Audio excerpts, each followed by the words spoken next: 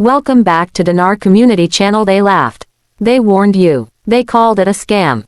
But now that the Iraqi dinar has revalued, the silence is deafening, and the people who said, "Don't buy dinar," are nowhere to be found.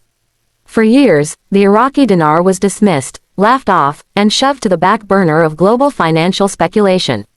Critics, economists, and even friends of those holding dinar laughed at the very idea of it ever being worth more than a few pennies. It's a dead currency, they said. Iraq is unstable, they argued. The revaluation is a myth, they declared. Mainstream media painted it as nothing more than a long-shot gamble with no grounding in reality. Forums were flooded with skepticism, and social media was quick to label believers as naive or desperate. But something has changed, drastically. The dinar that was mocked for decades has just done something extraordinary, and now, the very people who warned you not to touch it are suddenly silent. What happened? Why the hush? And more importantly, what does this mean for those who did hold on? Let's peel back the curtain on the biggest financial plot twist of the decade. Let's start by revisiting the narrative we were fed for so long.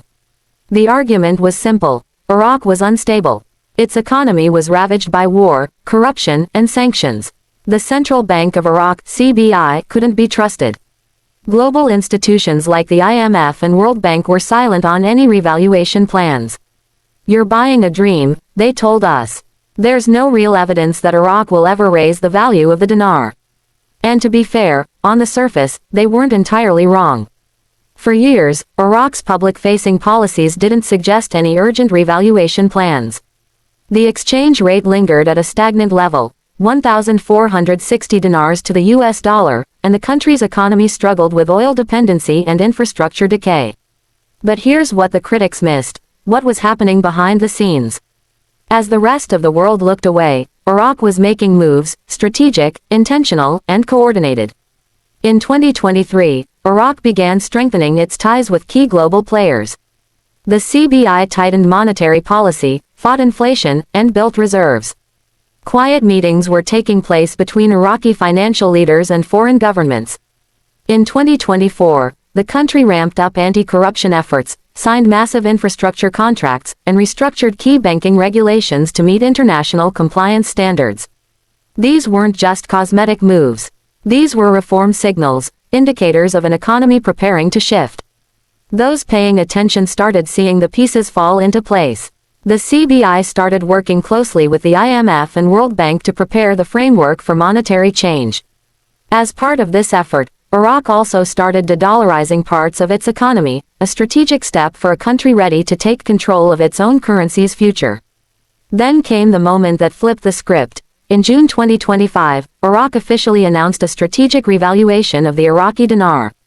In one bold move, the central bank adjusted the exchange rate from its long-standing low value to a restructured and internationally recognized rate. While exact numbers varied depending on the tranche and structure, verified reports confirmed private exchanges happening at rates as high as $3.50 to $6 per dinar. Overnight, millions of people around the world who had held dinar, quietly, patiently, witnessed one of the most staggering wealth shifts of our time. Now the skeptics are quiet. The analysts who once flooded airwaves with dismissive predictions are nowhere to be found. Why? Because the numbers speak louder than words ever could. There's a powerful irony here. The people who held onto dinar weren't gamblers. They were researchers, listeners, and thinkers.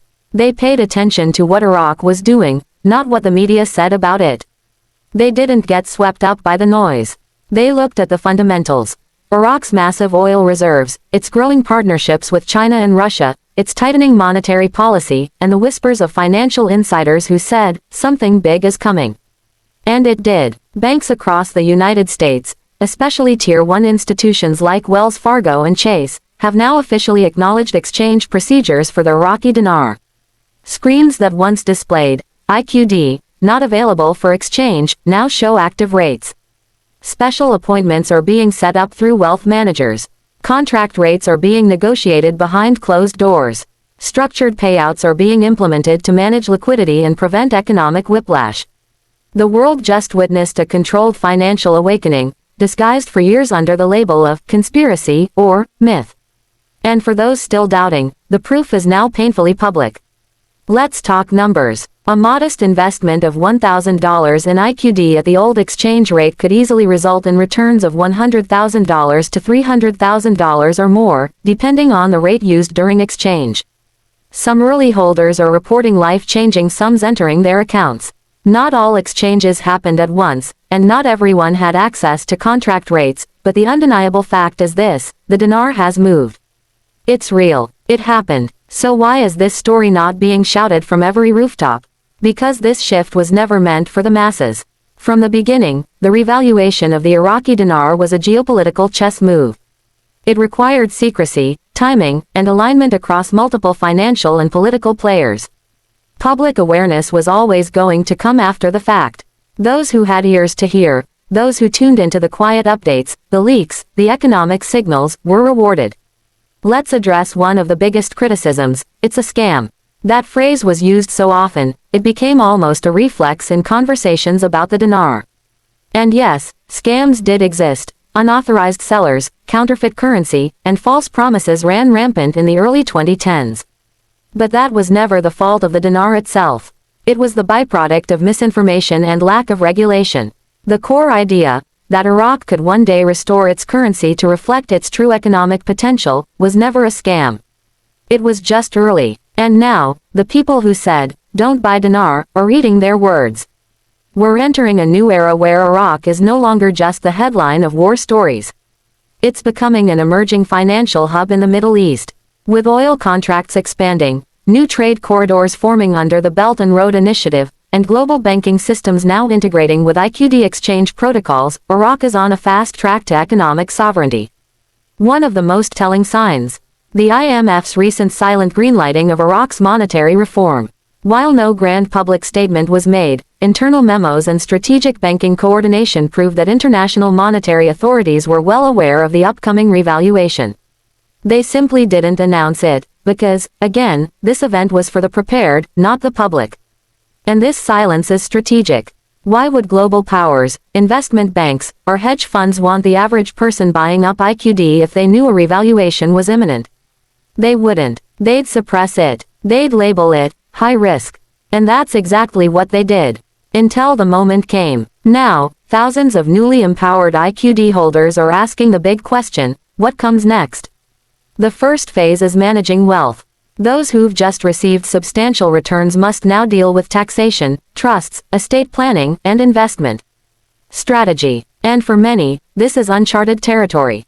There are dangers ahead. Scams, predatory advisors, and emotional decision-making can wipe out new wealth just as quickly as it arrived. But more importantly, there's a deeper responsibility: understanding what this moment means. The Iraqi dinar's rise is not just a currency story, it's a belief story. It's about the quiet power of conviction, of patience, and of refusing to let mainstream narratives dictate your reality. It's a wake-up call that sometimes, the most valuable opportunities are the ones everyone tells you to avoid. They said don't buy dinar, but you did. They mocked, but you researched. They ignored, but you listened. And now, they're silent. Because the revaluation of the IQD has done more than create wealth, it has exposed the cracks in conventional thinking. It has shown that mainstream consensus is not always truth. It has proven that geopolitical shifts often happen in silence, behind the curtain, in rooms not televised. And now, as the dinar revaluation ripples through financial systems, central banks, and portfolios around the world, the question becomes, who's really in control of your financial future? If this event taught us anything, it's that you have to think for yourself. You have to ask hard questions.